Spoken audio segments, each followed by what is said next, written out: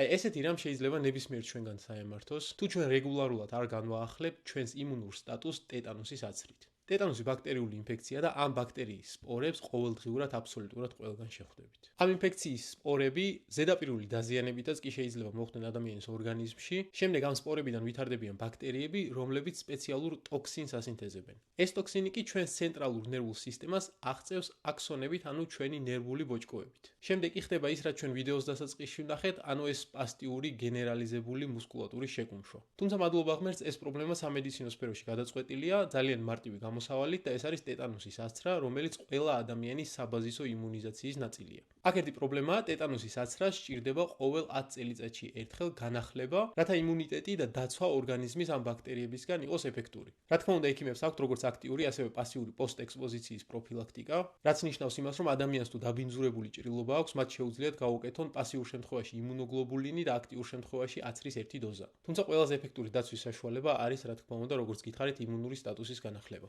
რადგან ყველა პატარა დაზიანების დროს ადამიანი არ მიდის ექიმთან, შესაბამისად ექიმსაც არ შეუძლია დიფერენცირება მოახდინოს, ვის დაჭირდება და ვის არა პოსტექსპოზიციის პროფილაქტიკა.